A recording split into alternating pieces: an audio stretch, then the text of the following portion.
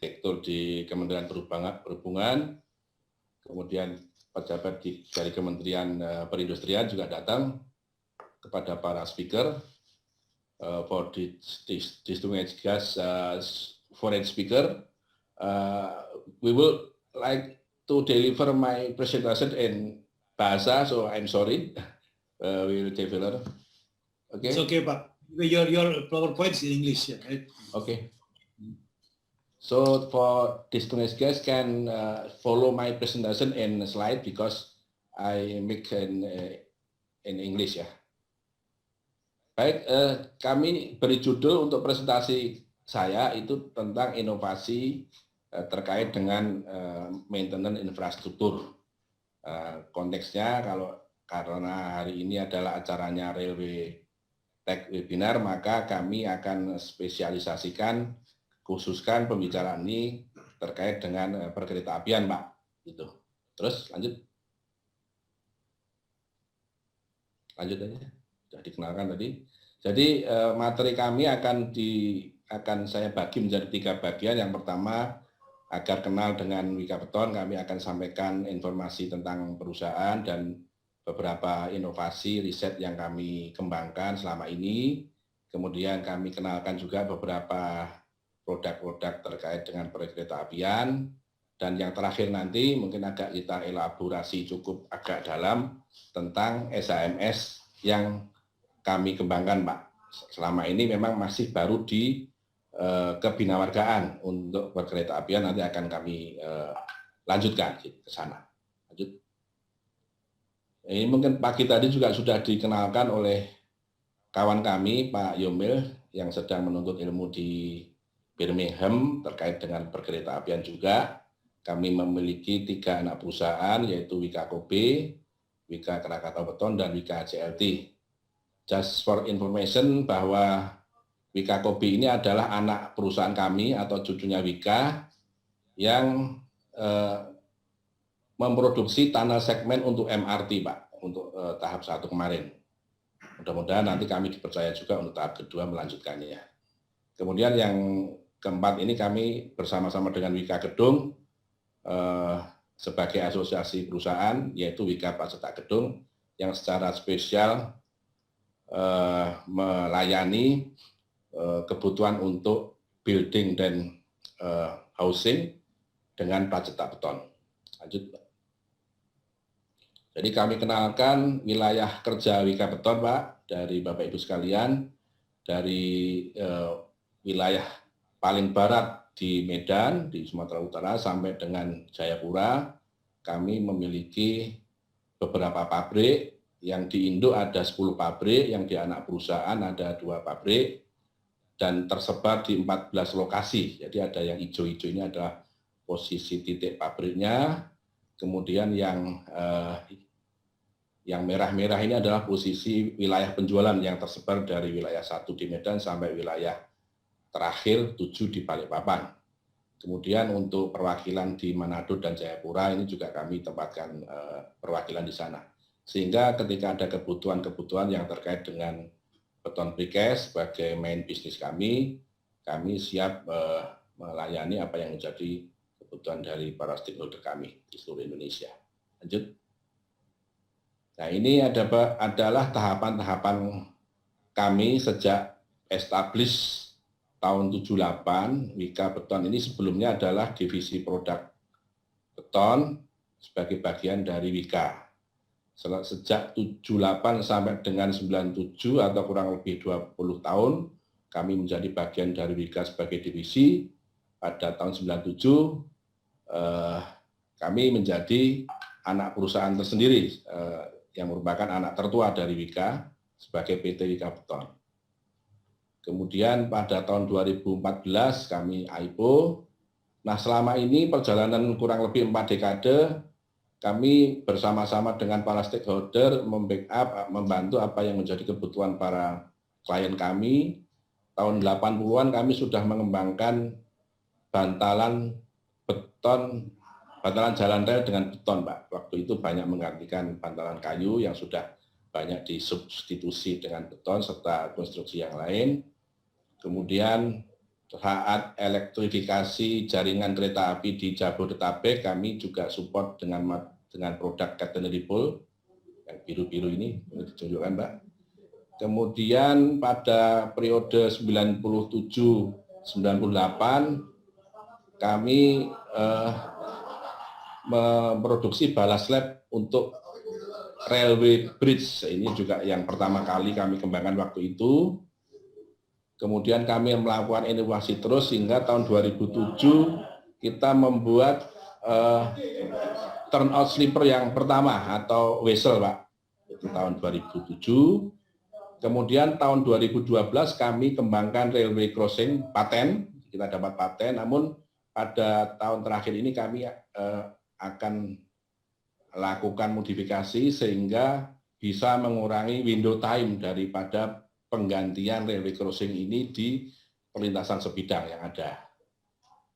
Kemudian tahun 2016 ketika itu persiapan terkait dengan HSR di Indonesia sudah ada, sudah berjalan.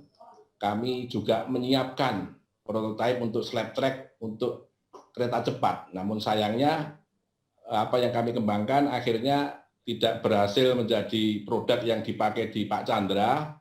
Tetapi kami nantinya akan bersama-sama dengan salah satu produsen Sinohydro yang di bawah KCIC nanti akan join production di salah satu pabrik yang ada di Dawan. Insya Allah akhir tahun ini atau awal tahun depan kita sudah bisa memulai produksi slab track, tetapi bukan yang disiapkan oleh Bigapton, Pak, yang ini. Kemudian kita lakukan inovasi terus sampai dengan tahun 2020 ini kita sudah melonsing bisnis baru, Pak, yang disampaikan Pak Krisna tadi, yaitu SHMS, Structural Health Monitoring System, yang mana sistem ini kita kembangkan sendiri, produk dalam negeri, bermitra dengan perguruan tinggi negeri yang ada di Indonesia, sehingga kita harapkan dengan bermitra dengan partner lokal, itu juga memiliki keunggulan sesuai dengan harapan pemerintah dan secara data juga lebih aman karena kita kelola sendiri. Lanjut. Ya, ini beberapa produk-produk terkait dengan perkereta apian yang mungkin akan saya sampaikan juga di sini. Lanjut aja. Di antaranya, ya ini yang pertama, bantalan jalan rel ballasted, itu dari tipe yang standar, narrow gauge 1067 sampai dengan yang kita kembangkan untuk beban ganda 25 dan 20 ton dengan standar gauge 1435 mili, yaitu yang di Makassar Parepare maupun yang di Trans Aceh. Kemudian kami kembangkan juga ballastless track sleeper, ini dengan menggunakan embedded sleeper, jadi kombinasi antara sleeper normal dengan slab track, itu yang sudah kita lakukan diantaranya di LRT Kelapa Gading, kemudian MRT, dan yang terakhir kemarin di Terowongan Ijo itu juga menggunakan model embedded sleeper, gitu. Kemudian turnout ini ada tipe-tipe yang narrow maupun standar juga. Lanjut. Ini produk-produk precast yang lain. Dua gambar yang di kiri ini adalah produk precast untuk jalan kereta layang di Kuala Namu, Medan. Nah, ini yang di paling kiri adalah precast segmental yang harapannya adalah bisa mempercepat dan mempermudah pekerjaan pir di lapangan karena semuanya dikerjakan di pabrik sehingga di lapangan tinggal menginstal saja. Nah, memang baru 2 pir saja yang kita produksi karena waktu itu sebagai pilot project. Mudah-mudahan pada pekerjaan-pekerjaan yang berikutnya kita bisa lanjutkan hasil riset ini, dan saat ini adalah masih dalam tahap sertifikasi atau pemberian izin pemakaian secara massal di Kementerian PU. Kemudian yang paling kanan ini adalah pemakaian komponen precast beton secara lebih kompleks di suatu struktur, di mana span pile, girder, kemudian PCI dan PCT beam itu dipakai secara bersama-sama di struktur kereta api, jalan kereta api, konstruksi kereta api di Bandara Adi Sumarmo Solo. Kemudian lanjutnya adalah produk-produk yang lain yang perlu kami sampaikan. Yang kirinya segmen tunnel untuk MRT, kemudian post culvert itu Skamen. Nah, yang paling kanan ini adalah L-shape retaining wall. Ini kami improve produk-produk yang ada dalam rangka membantu konstruksi di lapangan, di mana membutuhkan perbedaan elevasi yang antara angka 2 sampai 4 meter lah ini bisa dimanfaatkan produk L-shape ini. Sehingga dengan konstruksi seperti ini, kombinasi beban vertikal dan horizontal itu bisa diatasi dengan bentuk L. Kalau konstruksi ballasted tentunya ini bisa sangat mendukung untuk menghemat space daripada track dan ketinggian yang diharapkan tetap bisa dicapai. Lanjut. Nah, ini contoh dari PC slab track. Ini produk yang ada di Dawan bersama-sama atau joint production dengan Sinuhydro. Kemudian yang kanan ini adalah pre-stress konkret, precast konkret level crossing atau railway crossing untuk perlintasan sebidang.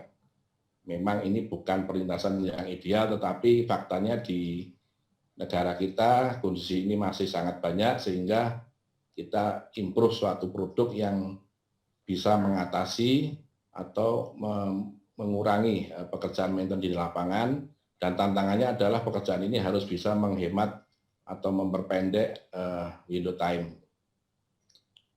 Kita masuk ke bagian yang ketiga atau yang terakhir tentang SHMS Wika-Beton. Lanjut.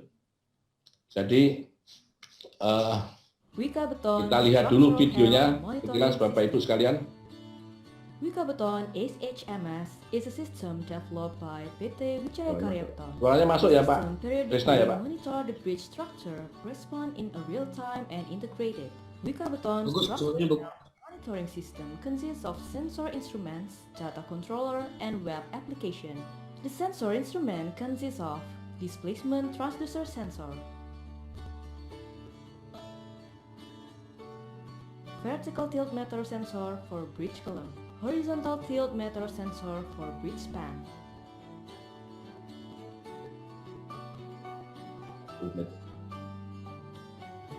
and ATRH sensor for air temperature and relative humidity.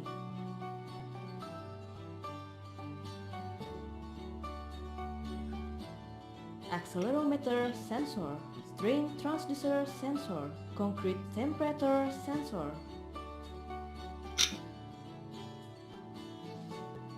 displacement transducer sensor.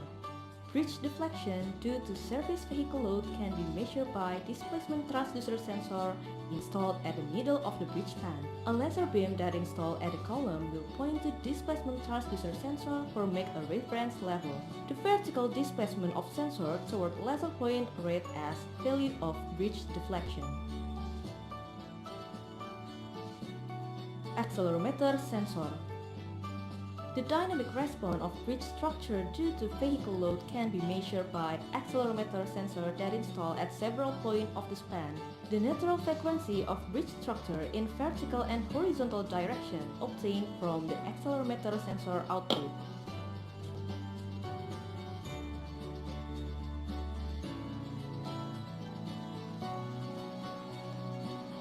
Tilt meter sensor. The tilt meter sensor is measuring the inclination angle due to the slope or rotation of the span and piers of the bridge due to the vehicle and other load that occurs on the structure.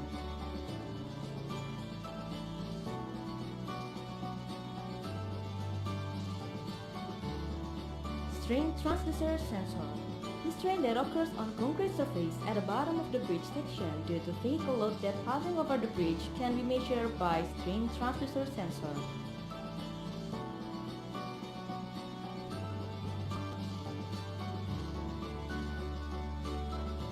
Air temperature and relative humidity sensor, ATRH sensor. The air temperature and relative humidity around the bridge environment can be measured by ATRH sensor.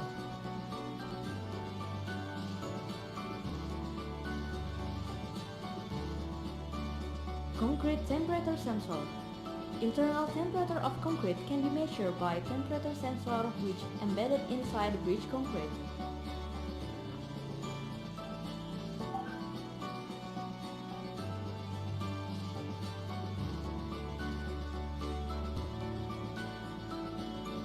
All the data reading from the sensor are stored in the unit processing. The unit processing itself consists of data controller and data logger.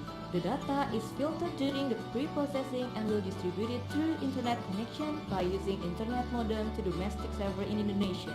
The data of sensor which already filtered can be accessed by Wikabeton web application in a real time and integrated.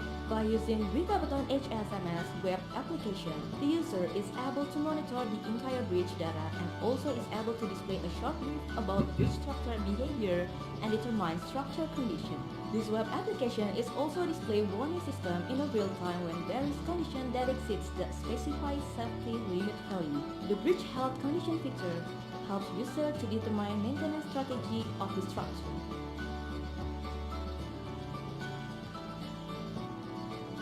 Wikabeton Structural Health Monitoring System will improve the assessment of structural integrity, durability, and to provide accurate information for structure repair management so that improve safety performance for bridge user and extend the service life of the bridge structure.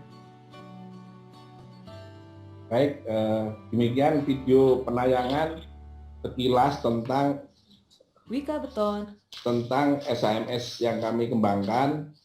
Ini akan saya jelaskan tambahan dari penjelasan atas video-video ringkas tadi Bapak Ibu sekalian. Bahwa latar belakang dari perlunya SMS ini tentu yang pertama ini karena pertumbuhan dari jumlah infrastruktur yang ada di Indonesia, itu seperti jalan, kemudian jembatan, tunnel, dam, railway, dan sebagainya, ini membutuhkan suatu alat atau perangkat yang bisa memonitor kondisinya. Ini yang diharapkan. Kemudian perkembangan dari teknologi digital itu mempermudah pengamatan perilaku struktur, karena sekarang serba aplikasi, serba online, dan sebagainya, sehingga perilaku atau kondisi dari suatu struktur itu dengan mudah dan cepat itu bisa diketahui.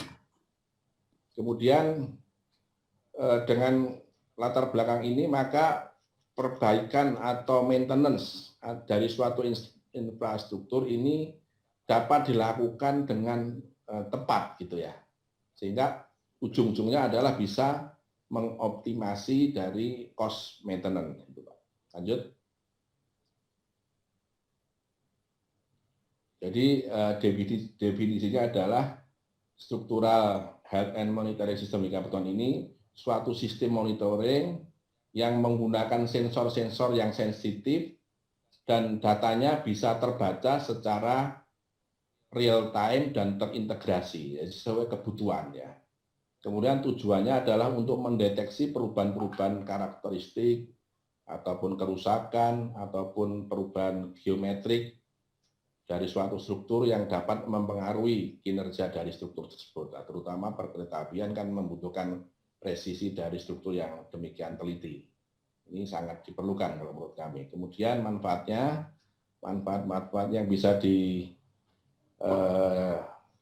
dari adanya sistem ini adalah kita bisa melakukan monitor terhadap perilaku struktur, kemudian mendeteksi degradasi dari kekuatan yang terjadi, kemudian melakukan identifikasi awal penyebab apabila terjadi kerusakan, dan juga berfungsi sebagai early warning system untuk menentukan waktu perawatan yang pas, gitu, kapan, serta jenis perawatan yang pas.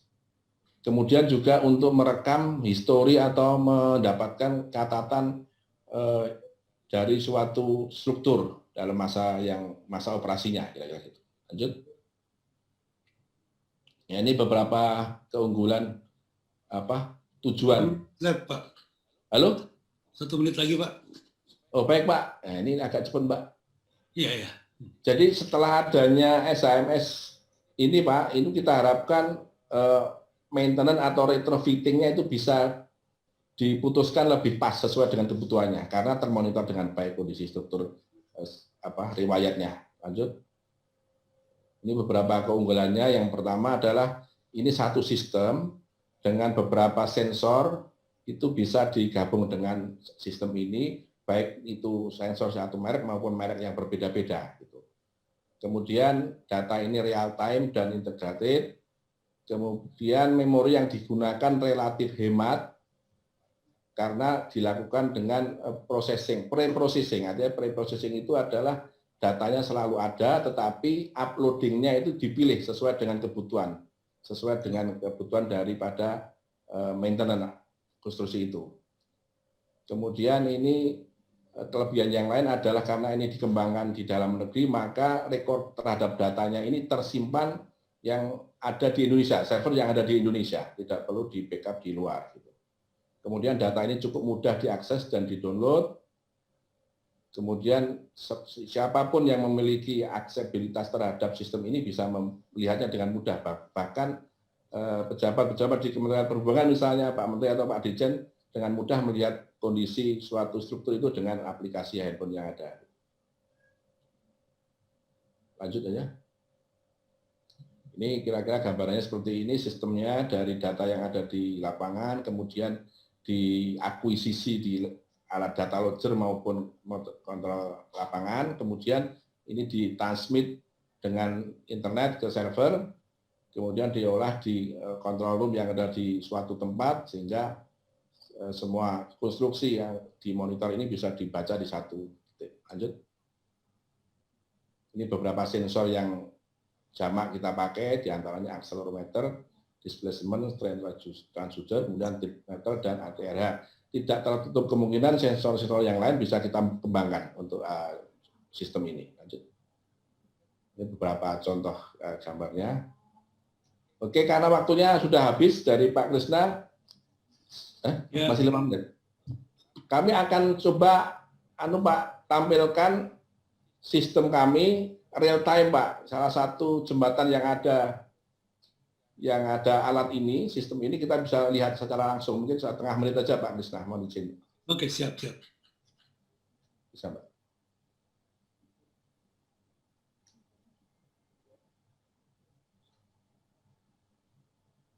Nggak bisa.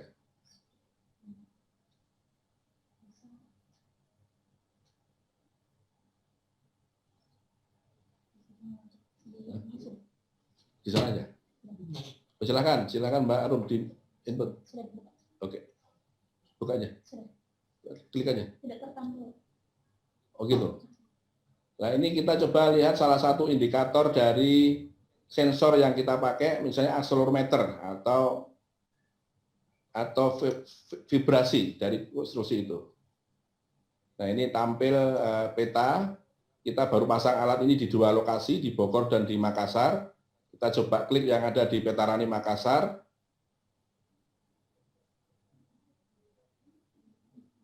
Itu akan tampil ini salah satunya accelerometer misalnya, diklik aja, ini adalah kondisi terkini dari getaran yang terjadi di salah satu bentang yang dipasang. Kebetulan bentang ini dipilih oleh komite atau oleh pemangku yang lain, sehingga pada bentang yang dianggap kritis ini bisa ketahuan, oh ini vibrasinya sekian.